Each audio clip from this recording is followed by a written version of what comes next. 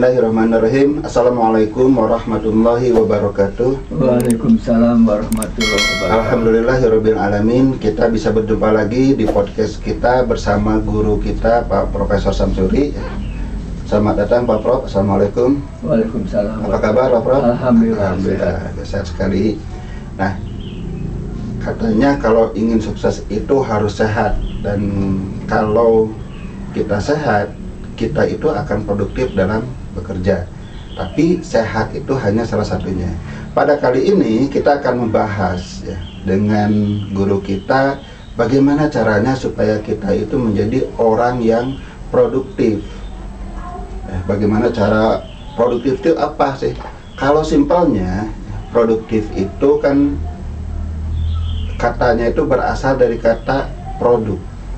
Produktif itu artinya bersifat selalu menghasilkan sesuatu.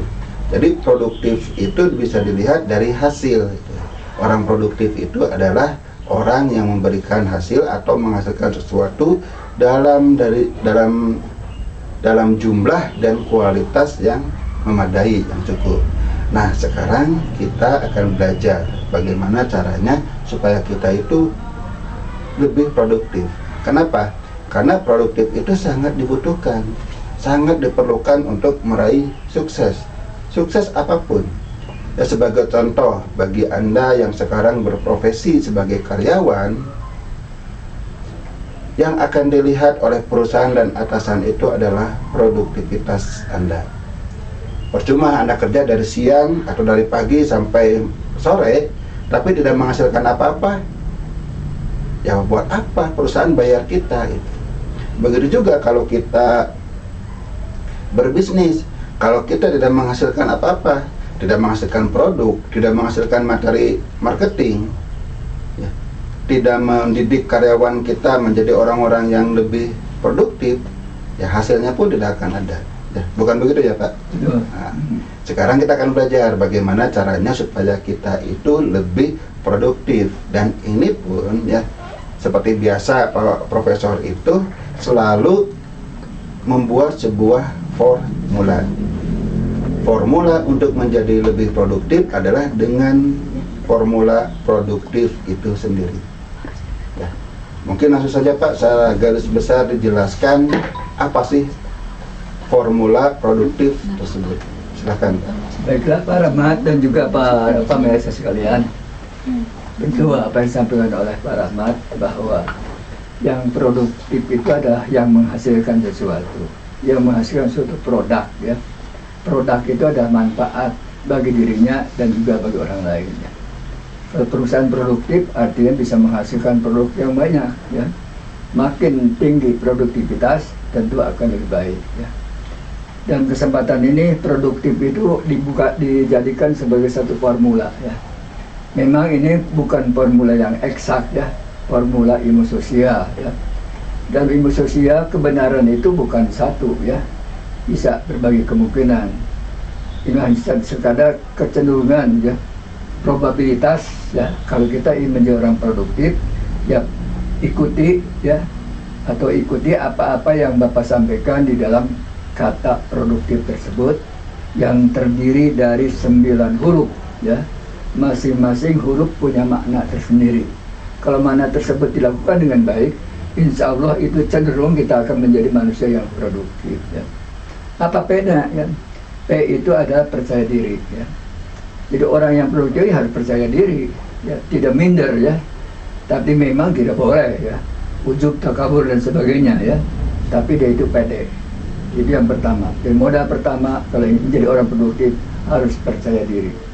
Jangan tidak percaya diri ya, atau minder. Yang keduanya R ya.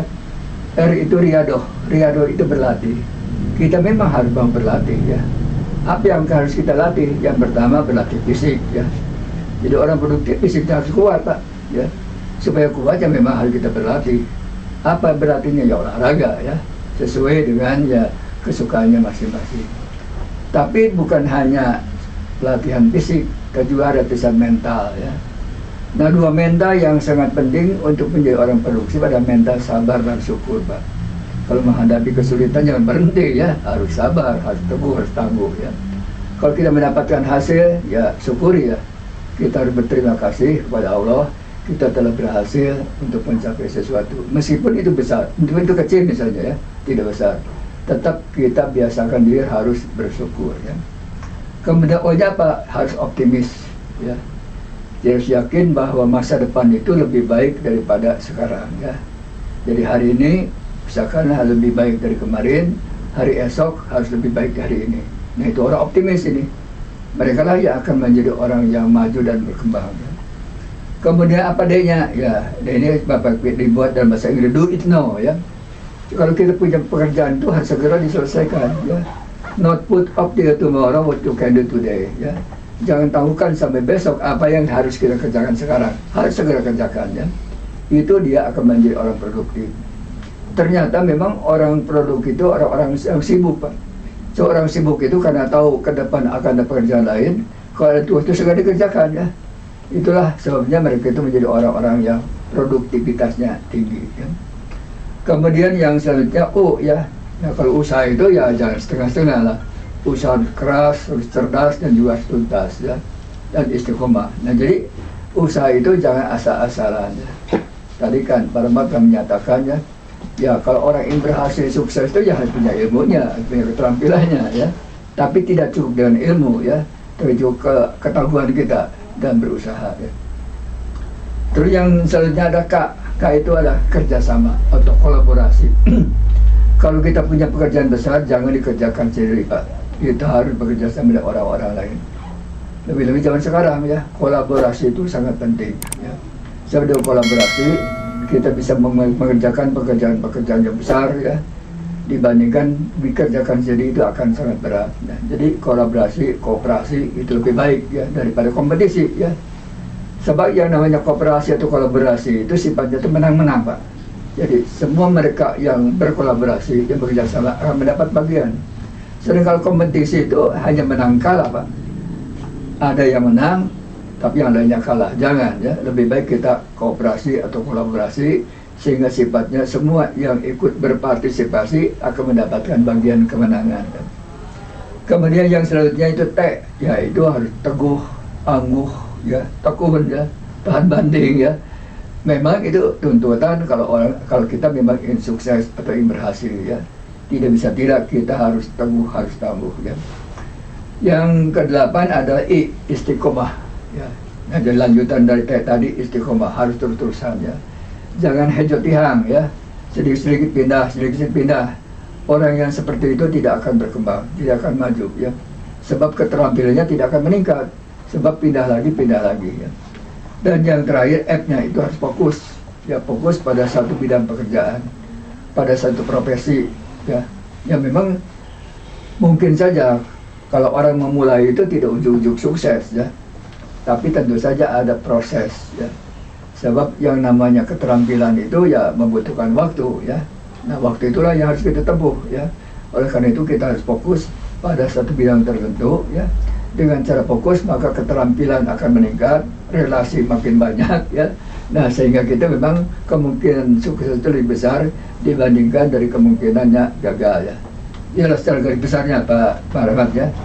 Atau para pemirsa sekalian, kalau produktif ini katakanlah huruf-hurufnya kita jabarkan sesuai dengan apa yang Bapak sampaikan, insya Allah kita akan menjadi orang yang produktif, dan orang produktif itu nanti akan menjadi orang yang sukses. Orang sukses itu insya Allah akan bahagia ya. Mudah-mudahan bukan hanya bahagia di dunia, tapi bahagia juga di akhirat, nanti mendapatkan surga. Itu aja barangkali Pak Rahmat.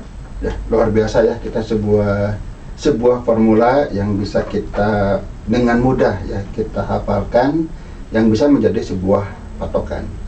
Sebenarnya saya sendiri punya produk Pak untuk meningkatkan produktivitas, namanya revolusi waktu. Nah, tapi ya sekali lagi ini adalah ilmu sosial ya, bahwa jalur itu tidak satu ya. Saya dengan lebih banyak ke manajemen, ke sistemik. Nah, Bapak lebih banyak hal-hal yang lainnya ya, dari sisi lain yang berbeda. Nah, misalnya yang pertama adalah percaya diri. Nah, mungkin kita perlu gali ya, bagaimana bisa orang percaya diri itu menjadi lebih produktif. Ya. Dengan percaya diri itu berarti dia itu mampu, punya kemampuan ya. Jadi menyadari manusia itu adalah makhluk yang tertinggi pada dunia ya. Karena dibekali dengan perangkat kuatnya, dengan panca indera ya, bisa melihat, mendengar dan sebagainya ya. Kemudian perangkat lunaknya bisa otak ya, diberikan hati ya. Itu semua adalah moda-moda yang dapat kita gunakan dengan seoptimal mungkin. Kenapa orang itu tidak sukses itu kan memang karena tidak memanfaatkan modal besar tersebut Pak ya. Jadi otaknya dibiarkan nganggur ya, hatinya juga dibiarkan nganggur ya. Itu sebabnya banyak di antara kita ya itu tidak bisa mencapai keberhasilan seperti yang diharapkan. Mungkin otaknya mahal Pak. Ya kalau dijual ya, kalau dijual mahal ya, karena masih orisinil ya, belum dipakai gitu ya. Jadi intinya orang percaya diri itu dia akan mampu mengoptimalkan potensinya semaksimal mungkin. Betul ya. Orang supaya yakin bahwa dia itu orang miliarder Pak, orang kaya ya. Organ kita ini pernah baca dalam suatu literatur ya, di Jerman dijual yang namanya jantung itu 5 miliar Pak ya. Juga organ-organ yang lainnya sangat-sangat mahal. Jadi kita sebenarnya sangat miliarder semuanya Pak ya. Nah, jadi kita bukan orang miskin. Hanya sayangnya potensi-potensi itu baru menjadikan potensi, belum dimanfaatkan oleh yang memiliki potensi tadi. Nah, mudah-mudahan dengan katakan podcast yang sederhana ini bisa menggugah orang-orang dan menyadari bahwa dirinya itu bukan orang miskin ya. Dirinya itu semua itu orang kaya ya. Coba bayangkan ya, mata kita kalau dijual berapa harganya ya. Dan tidak akan ada barangkali orang yang mau menjual matanya Pak ya. Itu baru satu organ ya. Belum organ yang lainnya bisa berjalan, bisa pegang sana sini, punya hati dan sebagainya ya. Itu semua adalah potensi-potensi diri kita yang sangat hebat ya, yang tidak ada jualannya dimanapun juga. Saya punya teman Pak, namanya Habibie Hafsah. Iya. Beliau itu sukses di bisnis internet. Iya. Cuma dari segi fisik beliau itu sejak lahir ya memang punya keterbatasan. Duduk aktivitasnya hanya di kursi roda, dan katanya yang bisa digerakkan itu cuma satu jari, dan dengan satu jarilah beliau ngetik, menulis artikel, membuat konten dan sebagainya, dan hanya dengan satu jari beliau itu bisa sukses di bisnis internet. Nah, harus malu sama dia ya. Yang 10 jari malu ya. Saya juga teringat kalau nggak salah ini perkataan dari Bob Sadino. Iya. Ada orang yang mengeluh mau bisnis tidak punya modal. Ya beliau bertanya, mau nggak? Kalau lutut kamu dipotong saya bayar 500 juta. Ya nggak mau, kata orang tersebut. Nah, lutut kamu itu satunya berharga 500 juta. Kalau 2, 1 miliar, bahkan lebih seharusnya. Kata siapa kamu nggak punya modal? Tinggal dioptimalkan aja lututnya Pak. Jangan diam aja di rumah, itu jangan rebahan. Kalau rebahan itu lututnya nganggur Pak. Padahal lutut itu sangat berharga. Dan dibawa oleh burung ya. Burung itu pagi-pagi keluar sarangnya itu perutnya kosong Pak ya. Pulang ke rumah pada sore hari itu sudah penuh ya. Itu hanya punya kaki dan punya sayap dan bisa macok gitu ya. Ulat aja yang nggak punya lutut bisa. Oke. Oke, jadi luar biasa ya, percaya diri itu adalah modal kita supaya lebih produktif. Iya. Mungkin kalau ingin lebih percaya diri, bolehlah ya Pak, membeli produk saya, The Confidence Secret ya. Mungkin nanti ada, ya. Linknya bisa dicantumkan di video ini. Bagus ya. Nah, oke. Yang berikutnya adalah riyadhah, yaitu berlatih, baik secara fisik dan mental. Ya, mungkin tadi sempat disinggung nih, bagaimana cara berlatih secara fisik, yaitu dengan olahraga. Dan kalau ingin lebih sehat, silahkan tonton ya di video sebelumnya, Pak Prof juga sudah membagikan kiat-kiat menjadi lebih sehat ya. Silahkan dicari saja di channel ini, saya lupa video keberapa. Nah silahkan, supaya lebih sehat. Mungkin yang ingin saya tanyakan Pak, bagaimana caranya untuk riyadhah atau melatih kekuatan mental? Ya. Ya dibiasakan ya, bahwa memang kita diberikan modal oleh Allah itu sifat sabar dan syukur ya. Jadi biasakan menghadapi apapun juga gunakan kedua kiat tersebut ya. Kalau berhasil meskipun kecil ya syukuri ya. Kalau misalnya besar ya lebih bagus ya. Kalau menghadapi tantangan ya kita harus bersabar. Bersabar itu bukan berarti menyerah, Pak, Betul. tapi ikhtiar terus menerus sehingga akhirnya solusi bisa dicapai ya. Jadi dengan dua mentor tersebut insya Allah orang itu akan sukses. Bahkan sebenarnya ada orang mengatakan bahwa setiap hasil itu, apakah itu hasil positif atau negatif, padahal itu harus disyukuri, Pak ya. Sebab apapun juga yang terjadi pada manusia itu di belakangnya itu akan ada hikmah, Pak, ada pelajaran ya. Sebab dengan pelajaran tersebut, kalau kita memang mau belajar ya, itu akan mendorong kita supaya ke depan bisa lebih baik ya. Ya katakanlah misalnya, kenapa ujian kita tidak lulus bisa mahasiswa ya? Ya harus evaluasi diri, kenapa tidak lulus ya? Ya mungkin tidak sungguh-sungguh belajarnya ya. Orang lain belajar, kita tidak belajar. Orang lain mengerjakan tugas, kita tidak mengerjakan tugas. Ya otomatis ya, dia itu akan gagal. Nah gagalnya itu bukan karena kita tidak mampu, tapi karena malas. Nah malas itu tantangan harus dihadapi ya. Kita jangan sampai kalah oleh malas ya. Sebab manusia itu tidak bisa tidak, yang namanya hidup itu gerak, Pak. Kalau tidak gerak itu mati ya. Nah kita mau jadi orang hidup atau orang mati ya. Nah sepanjang kita orang hidup, kita harus bergerak terus ya. Nah bergerak terus itu memang harus dilatih ya. Yang namanya juara apapun juga di dunia ini ya, itu latihannya sekeras ya. Saya pernah baca bahwa seorang jago badminton di Indonesia itulah, misalnya si Louis Kim lah, Louis Kim ya, yang menjelaskan kalau saya bisa begitu itu kan latihan sangat keras ya. Satu hari itu sampai 2 kali, satu aja bukan setengah jam tapi 2 jam ya, terus-terusan. Saya akhirnya sangat pintar, Pak. Nah, jadi tidak bisa tidak, siapa saja kalau menjadi orang hebat itu harus mau berlatih ya. Berlatih itu bukan anggar, harus ditinggalkan sedikit sehingga sampai puncaknya. Nah demi demikian maka kita akan mencapai hasil yang sampai puncak juga. Jadi keberhasilan itu sesuai dengan tadi harganya ya.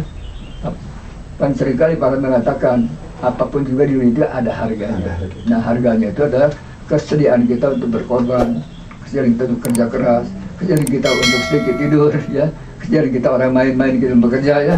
Nah itu adalah pengurangan yang harus kita keluarkan sehingga kita menjadi orang yang hebat sampai ke puncak. Ya. Jadi latihan ya. Mungkin tadi menarik Pak disinggung para atlet ya, bagaimana latihannya. Deng Sui King. Contohnya mungkin yang terkenal juga yang Kobe Bryant, Pak, pemain basket. Katanya dia itu bangun itu jam 4 subuh, Pak. Bahkan kadang-kadang lebih pagi lagi untuk langsung latihan syuting, dan itu bisa ribuan per hari. Kayak Ronaldo itu melatih tendangan dan sundulan itu ribuan juga. Datang lebih awal dibandingkan teman-temannya. Kemudian ada pemain bola lagi, Son ya, pemain Korea yang main di Liga Inggris. Dia itu saat muda itu juggling itu berjam-jam per hari itu, bukan per ini. Bahkan pemegang 4 medali emas saat di Olimpiade tahun berapa saya lupa lagi, perenang ya itu. Ada yang mengatakan, oh Anda beruntung ya bisa mendapatkan 4 medali emas. Beruntung dari mana? Saya berlatih 8 jam setiap hari, seminggu 7 hari, dan selama 4 tahun, artinya dari Olimpiade sebelumnya sampai Olimpiade sekarang. Ada yang harus berlatih, apalagi kalau kita ingin meraih kesuksesan yang lebih besar. Maaf ya, sebentar ya. Nah, mungkin selanjutnya kita bahas juga apa Pak kaitannya optimis dengan produktivitas. Iya. Ya optimis itu ya lanjutan dari percaya diri gitu ya, dan yakin bahwa masa depan itu lebih baik ya. Beda dengan pesimis ya. Orang optimis itu yang dipakainya itu kacamata terang, Pak ya, sehingga dunia itu nampak jelas ya. Orang pesimis itu pakai kacamata hitam ya, dunia itu gelap ya. Nah oleh karena itu kalau kita ingin sukses, biasakan menggunakan kacamata terang, yaitu optimisme, jangan pesimisme ya. Optimisme itu arahnya ke depan ya, pesimisme itu ke bawah atau mundur ya, jangan mundur ya. Hidup itu ada onward ya, maju terus ke depan ya, sampai satu titik tertentu ya, yang mana kita tidak bisa kemana-mana ya. Itu akhir daripada ya kehidupan manusia di dunia ini ya. Sepanjang kita masih hidup, kita harus optimis, jangan pesimis ya. Yakin bahwa masa depan harus lebih baik daripada hari ini ya. Dan memang Allah memberikan kekuatan sama kita ya, manjada wajada katanya ya. siapa berusaha pasti akan mendapatkan hasil. Itulah optimisme yang harus kita pegang, Pak. Ya. Jadi kalau orang optimis itu akan produktif. Ya? Akan produktif, Pak. Ya. Karena tidak diam, Pak, Betul. melangkah, banyak aksi, ya. Betul. Bukan NATO, ya. Jadi aksi banyak, ya memang perencanaan juga ada. Saya juga pernah membaca sebuah perbandingan atau analogi orang optimis dengan pesimis. Bagaimana cara menyikapi terhadap nyala lilin di kegelapan. Sedang gelap, ada nyala lilin. Kalau orang pesimis, buat apalah nyala lilin kecil, matiin aja. Ya. Tapi kalau orang optimis, nyala lilin itu dijadikan sebagai modal untuk penerangan yang lebih besar. Iya. Artinya lebih produktif. Betul, ya. Oke, yang keempat, do it now. Gimana tuh, Pak? Ya, kebanyakan manusia itu tidak produktif itu karena malas, Pak. Tidak mau segera melakukan suatu tugas. Menunda-nunda itu. Ya, menunda-nunda. Jangan, ya. Makanya dikerjakan itu jangan yang ringan dulu, harus yang paling penting, ya. Yang paling menentukan keberhasilan itu harus dilakukan. Seringkali orang itu kalau ada sekian tugas, yang dilakukan yang mudah-mudah dulu, jangan, ya. Mana yang paling penting, mana yang paling menentukan keberhasilan, itulah yang kita garap dan kerjakan itu, ya. Lanjutannya itu dari do it now itu never put up till tomorrow what you can do today. Jangan menangguhkan sesuatu sampai besok apa yang bisa dikerjakan sekarang, ya. Makanya do it now. Insya Allah orang yang menggunakan moto tersebut dia itu akan sukses dan berhasil, ya. Manfaatkan kesempatan sebelum datang kesulitan. Betul, ya. Jadi kunci produktivitas berikutnya, jangan suka menunda-nunda, lakukan sekarang. Oke, ya. Oke, mungkin langsung Pak ke usaha. Usaha seperti apa nih supaya Ya. bisa produktif? Lebih Usaha apa produktif? juga harus jenis usaha apapun juga, ya. Apakah usaha dalam bidang bisnis, usaha dalam bidang politik, usaha dalam bidang pengembangan seni, usaha mahasiswa yang sedang belajar, ya. Itu usaha itu harus keras, harus cerdas, ya. Dan juga harus tuntas sampai selesai, ya. Kalau kita usahanya sedikit saja, ya otomatis hasilnya juga akan sedikit, ya. Itulah sebagai satu keharusan. Ada yang katakan peribahasa no shortcut for success, ya. Tidak ada jalan pintas untuk sukses, Pak. Itu harus dijalani dengan liku-likunya, dengan kesungguhannya, ya. Hadapi berbagai halangannya, ya. Itulah yang akan dilalui oleh orang-orang sukses, ya. Makanya kita jangan jadi pemalas, ya. Jangan jadi pecundang, ya. Tapi harus kita menjadi seorang pahlawan, ya. Seorang penggerak dan mau maju ke depan, bukan maju ke belakang, itu mundur namanya, ya. Itulah Pak ya. Jadi kalau memang usaha itu harus nyaan, jangan setengah-setengah. Kalau usaha setengah, ya hasilnya akan setengah, ya. Bahkan kalau agama apa mengajarkan, ya, misalnya sholat. Kalau kita sholat, misalnya sholat 4 rakaat, tapi kita menyelesaikannya cuma 2 rakaat, misalnya duhur cuma 2 rakaat, yang nggak sah sholatnya. Bahkan kita itu sampai ke atahiyat terakhir, sudah baca atahiyat, tapi tidak menyelesaikan dengan salam, yang nggak tuntas juga. Ya. Jadi agama luar biasa mengajarkan kita menjadi orang yang selalu tuntas. Oke, langsung Pak, yang keenam Pak, kerjasama atau kolaborasi. Ya. Gimana tuh Pak perannya dalam meningkatkan produktivitas? Ya, dunia sekarang ini kan dunia kerjasama, ya. Yang namanya manajemen juga berarti kerjasama. Ada seorang pemimpin, ada karyawan sekian banyak, ya. Itu harus kompak, ya.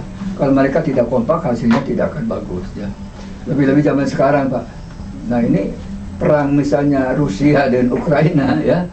Kalau dua-duanya itu hanya mengikuti kemauan nafsu saja, ini akan terjadi musibah dunia, Pak, ya. Bayangkan seandainya di Rusia gitu, ya, kemudian lupa diri, dia menggunakan senjata pamungkas, ya, bom nuklir, ya, itu dunia akan hancur, Pak. Dia akan menuklir orang lain dan dia juga akan dinuklir oleh orang lain, ya. Kalau dia punya kawan-kawannya sama. Bayangkan, ya, Rusia punya nuklir, China punya nuklir, ya, sampai India punya nuklir, Iran punya nuklir, semua pakai nuklir, ya, hancur dunia, Pak, ya. Jadi oleh karena itu tidak bisa tidak kita harus kerjasama, ya. Kerjasama itu sifatnya win-win, ya. Kalau kompetisi itu win-loss, satu akan menang, yang lain akan kalah. Tapi dalam perang nuklir dua-duanya akan hancur, ya. tidak mungkin hanya satu yang hancur ya. Oleh karena itu memang penting sekali kerjasama antar kita yang sejajar, kerjasama ke atas, kerjasama ke bawah ya. Pokoknya yang namanya kerjasama itu adalah win-win. Semua orang yang ada di dalamnya itu akan mendapatkan manfaat atau keuntungan ya. Oke, luar biasa. Ya. Nah, langsung Pak yang Ya, ketujuh, ya, yaitu teguh, teguh, tangguh, tangguh, dan tadi ya. tekun. 3T Pak. Ya 3T ya. Ya memang itu membutuhkan latihan ya. Jadi memang pada masa yang lalu pernah waktu muda Bapak berlatih itu Pak teguh ya. Misalnya teguh berpuasa itu 7 hari ya. Dengan nasi mula-mula sekepe turun sampai akhirnya hanya 1 kepe ya. Itu kan latihan Pak ya. Atau makan pisang yang hari pertama 7 pisang kemudian sampai 1 pisang. Itu latihan ya. Pernah Bapak makan tidak tidur selama 3 hari 3 malam Pak. Ya, itu kan latihannya. Pernah belajar silat ya. Pada akhir pelajaran itu 3 itu harus dimakam Pak ya. Di selama 3 hari 3 malam itu, terutama malam hari itu harus dimakam ya. Itu kan latihan itu lah. Latihan keberanian ya. Ternyata tidak ada apa-apa gitu ya. Kadang-kadang orang itu takut kepada sesuatu yang tidak real Pak ya. Hanya prasangka aja ya. Hanya prasangka Di aja. makam itu orang yang sudah mati, tidak ada apa-apanya gitu. Kenapa mesti takut gitu ya. Nah tapi kalau tidak dilatih Pak takut Pak ya. Tapi kalau sudah dilatih tidak apa-apa gitu ya. Ya itu kan latihan Pak. Latihan ketangguhan itu memang dalam agama kita atau agama yang buhun yang dulu itu ya, kadang-kadang cara-cara yang seperti itu.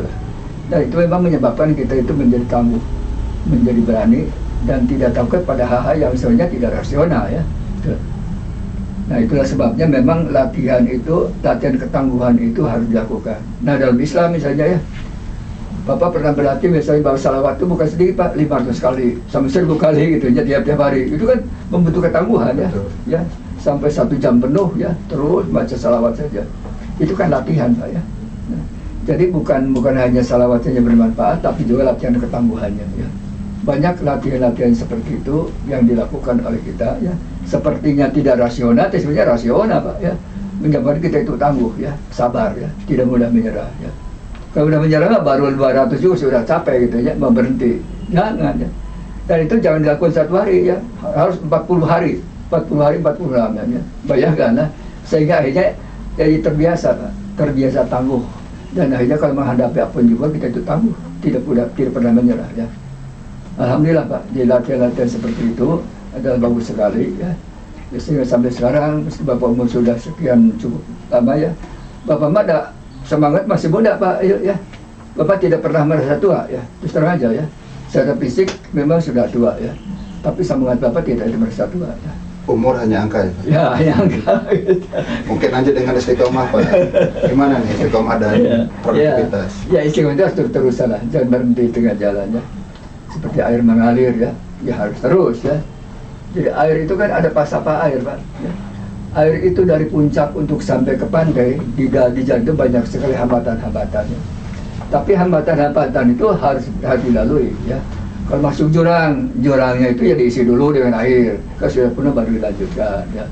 Kalau di kepanasan ya kita berubah ya menjadi apa? Jadi awam dan saab ya. Nanti kalau sudah dingin ya nanti jadi air lagi ya. Kalau terlalu dingin menjadi es ya. Itu kan langkah yang dilakukan air supaya sampai ke pantai ya. Nah kalau sudah jadi es nanti kepanasan jadi air kembali ya. Itulah yang namanya pasapah air ya. Bagaimana Pak caranya? Karena ini banyak orang yang mengeluh yang paling susah itu istiqomah. Iya. Gimana Pak caranya supaya bisa Ya istiqomah? dengan latihan Pak. 1 dengan latihan, 2 dengan harapan bahwa apabila istiqomah kita akan mendapatkan sesuatu. Seperti tadi lah, baca salawat 1 hari misalnya 1000 kali ya. Nah kalau sudah tamat akan begini ya. Kan kita mengharapkan sesuatu ya. Nah misalnya di masjid ya, kalau sudah subuh itu katanya diam di masjid sekitar 1 jam ya, apa baca Quran atau kita diskusi ya, nanti sudah waktu isyraq sholat ya, itu nilainya seperti haji dan umroh. Betul. Nah itu kan harapan kan, Allah memberikan harapan. Memang Allah juga nanti memberikan harapan. Kalau kamu mau sampai sini akan ini.